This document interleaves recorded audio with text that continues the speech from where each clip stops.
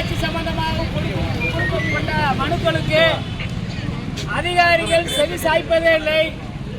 அப்படி செவி சாய்க்காத பட்சத்தில் மாவட்ட ஆட்சியர் அலுவலகம் முன்பாக நாம் ஆர்ப்பாட்டம் செய்தால் இதற்கு சரியான முடிவு ஏற்படும் என்றுதான் இந்த மாவட்ட ஆட்சியர் அலுவலகத்தில் நாம் போராட்டம் செய்து கொண்டிருந்தோம்.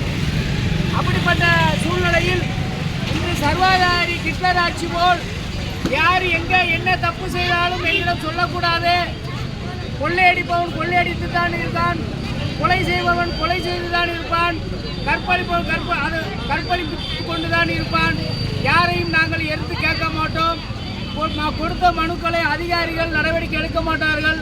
அப்படி நடவடிக்கை எடுக்காத பட்சத்தில் மாவட்ட ஆட்சியர் அலுவலகத்துக்கு ஆர்ப்பாட்டம் பண்ணக்கூடாது என்று சர்வாதிகாரி போல் செயல்படும் இந்த மாவட்ட ஆட்சியரை கண்டித்தும், மேலும் இந்த இடத்தில் ஒலிபெருக்கியுடன் கிட்டத்தட்ட மாவட்ட ஆட்சியர் அலுவலகம் திறந்த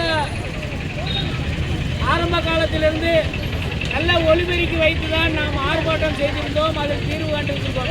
ஆனால் இப்போ ஒலிபெருக்கியையும் கொரோனா காலத்திலிருந்து நிறுத்திவிட்டார்கள். இப்பொழுது ஆர்ப்பாட்டம் பண்ணுறதுக்கும் அனுமதி கொடுக்காமல் இருக்கிறார்கள். ஆகவே தொடர்ந்து ஒலிபெருக்கியுடன் ஆர்ப்பாட்டம் செய்ய அனுமதி கிடைக்கும் வரை அனைத்து மக்கள் போராட்ட குழு சார்பாக போராட்டத்தை பின்வாங்க மாட்டோம் என்று கூறி